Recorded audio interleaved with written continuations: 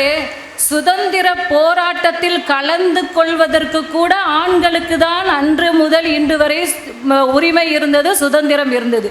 பெண்களுக்கு சுதந்திரம் கிடையாது. வீட்டுக்குள்ளேயே பெண்ணை பூட்டி வைத்து அடக்கி வைத்திருந்தனர் ஆண்கள்.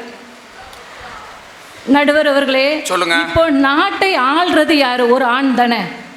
தமிழ்நாட்டை ஆட்சி செய்வது யாரு? ஒரு ஆண் தான். சிந்தி கல்லூரியில் ஆட்சி செய்வதும் ஒரு ஆண் தான். ஏமா தமிழ்நாட்டுல ஒரு பெண்ணு ஆட்சி செஞ்சாங்கல்லம்மா. சரி, இப்ப நடுவரா இருந்து தீர்ப்பு சொல்றது ஒரு ஆண் தான்.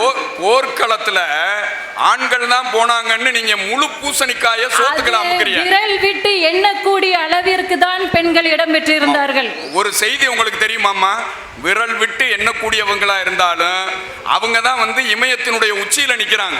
வீரமங்கை வேலு நாச்சியார்னா இன்னைக்கும், அதுபோல ஜான்சி ராணி லட்சுமி பாய். ரேஷன் கார்டுல குடும்ப தலைவன் தான் முதல் இடம் உங்களுக்கு. அந்த ரேஷன் கார்டுலோட பொருளை வாங்குறதா எங்களுடைய உரிமை. உங்களுக்கு தானே ஆயிரம் கொடுத்துக்கிட்டு இருக்கு அரசாங்கம்.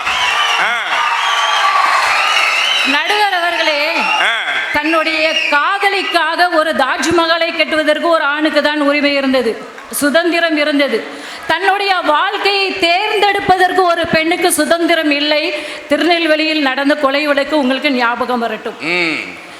நடுவர் அவர்களே, சட்டங்கள் செய்வதும் பட்டங்கள் செய்வதும் பாரினில் பெண்கள் நடத்த வந்தோம்னு பாரதி சொல்லலாம். ஆனா இப்போ படிக்கணும், வேலை பார்க்கணும், அதற்கு பெண்ணுக்கு சுதந்திரம். சரி, அந்த நீ நல்லா படிக்கணும், சம்பாதிக்கணும், அதில் நிறைய பொருளை சேர்த்து கொண்டு வந்து அவன்கிட்ட கொடுக்கணும், அவன் பாக்கெட்டில் அடைச்சி வச்சுட்டு சுதந்திரமாக வெளியில் சுற்றி திரிவதற்காக தான் பெண்களை படிப்பதற்கும் வேலை பார்ப்பதற்கும் அனுப்புகிறது.